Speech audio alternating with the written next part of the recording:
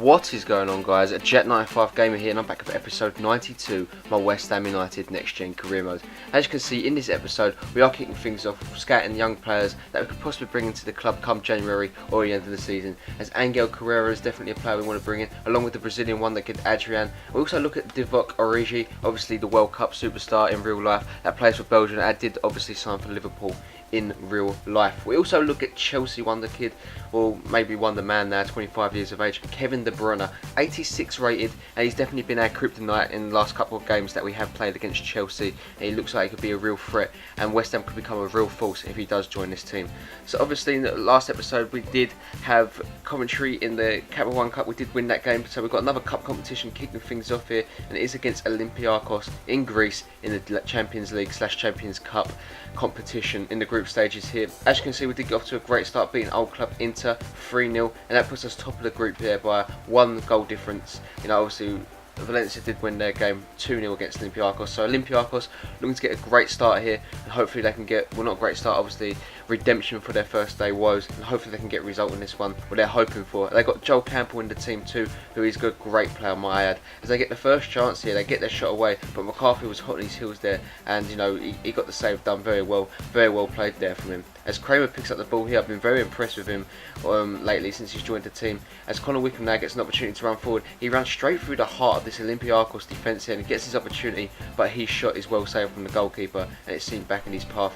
As we do win a free kick here, we lay it off to Januzaj, shoots for range and check that out off of the crossbar. That was a real opportunity to take the lead there, but obviously the crossbar come to Olympiakos' aid here as Vise gets an opportunity for Olympiakos. He does go down under the challenge from Luis Eduardo, and the referee says he has his hands tied, and he does give away the penalty. So that is very, very annoying, and Luis Eduardo did give it away. I can see how it was a penalty. He grabbed the man down, he threw him down to the ground, but McCarthy, what an opportunity this is for him to make himself a West Ham hero very early on in his career here against Joel Campbell. The penalty is about to be taken now. Can McCarthy stay strong? Here it is, it's a battle of will, and McCarthy saves it from Joel Campbell. That is a great save there, and West Ham hold on for the first half, but we're moving to the second half now, and Olympiakos try to hit us on the attack. We win the ball back with Timo Werner, who looks to unleash Connor Wickham, who actually does get his body in front of the defender. As he bears down a goal, he takes his shot, it's saved. Morrison is there, but it is well cleared by Olympiakos, but only as far as Kramer, as Werner now gets an opportunity here. Here he comes now into Eric Durm. Durm puts it in to Ings, misses the header. Wickham with the shot, it is blocked and it does go out of play. For 74 minutes in now, we win the ball back with John Stones. Now we're under pressure, West Ham here, but the game was pretty much played in the whole midfield. It was a battle of really who was going to keep possession. It weren't that many highlights. As Ravel Morrison now gets a chance for West Ham, he breaks with 15 minutes left to go and check that out for a goal. That is just wonderful. How well is that? You just don't get no better than that. What a goal from Ravel Morrison. That is just class. He just really is showing why he should still be considered a first team player in this West Ham United team, or a player that really has a part to play. You just don't want to get tired of, you won't get tired of seeing that. What a goal, Ravel, what a player, and that is just, I don't think you can beat that goal, as West Ham look to be on the verge of completing their second win of the group stages here, as Whitehead has an opportunity to put it to bed here with a shot. Good save there from the goalkeeper. It does get cleared away by a highly rated centre back, Manolos, but the game does finish here in Greece, and West Ham walk out of here with a 1-0 lead and 3 points getting taken onto that group table now.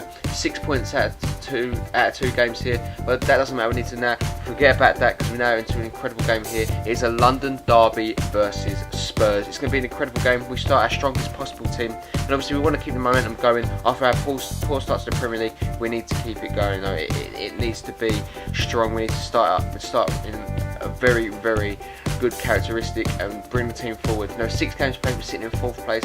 Not the best, but we're 2 points off Chelsea in that top spot, and a win here would definitely bring our confidence back. And obviously Winston Reid, he's not on the start of the game here, but he did offer him a new contract, and I'm very hopeful he will sign that new deal. We'll just have to wait and see.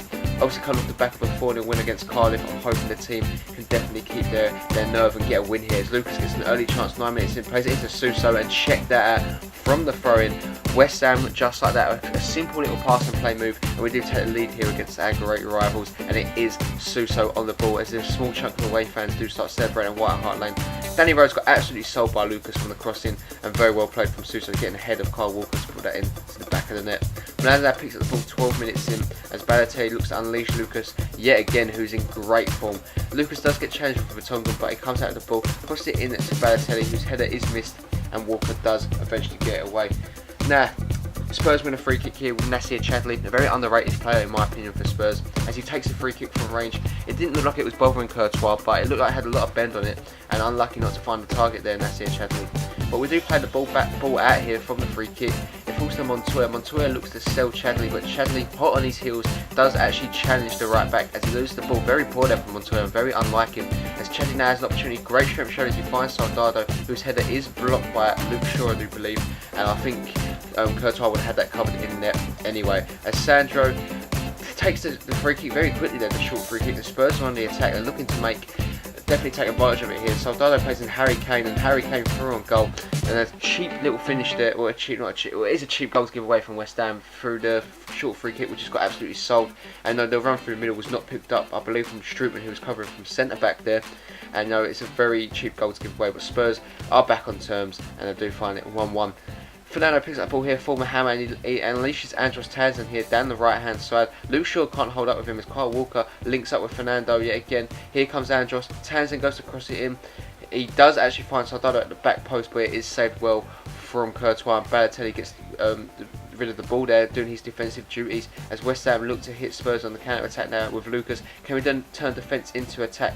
Here comes Suso. Lucas through the middle here. Lucas has got the run on Vertonghen. Here he is. Lucas to make it 2-1, just like that. Very well played there from West Ham, and that was a very intense encounter between the two sides there. Obviously Spurs did have the upper hand, looked like they was the more likely team to score in that first part of the play, but it just shows how West Ham can turn defence into attack with a click of the fingers, and we've definitely got the goal back there. Very well played as Suso, just a teasing ball over the top. He saw Lucas had the pace on Vertonghen. There's no way in hell Vertonghen was catching Lucas there, and we do have the lead going into half time. But now into the second half, here's Lucas again to turn inside and outside of his man. Montoya links up well with Strootman, I do believe, as he puts the ball into Balotelli, who wins the header, and just like that, 10 minutes into the start of the second half, Balotelli makes it 3-1 as he celebrates with Melanda and Strootman.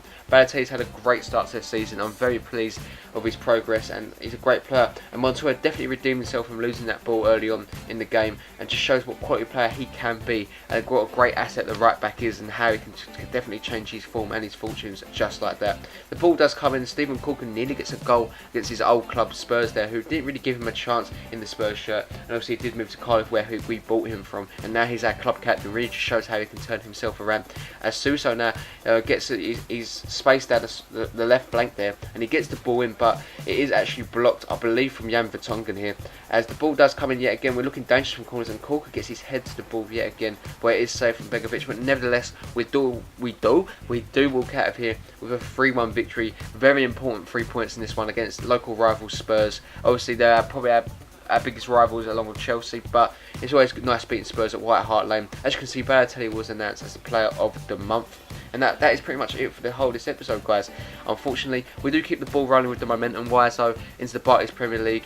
2 wins back to back in the BPL, and obviously 2 wins in cup competitions. We haven't lost in a while now, and no, we haven't lost since the season started really, but it's been just awkward draws. But anyway, guys, that is going to bring an end to the episode. Leave you guys looking at the squad report. If you did enjoy the episode, make sure you do show the indication by clicking that like button down below. It really does help my channel grow.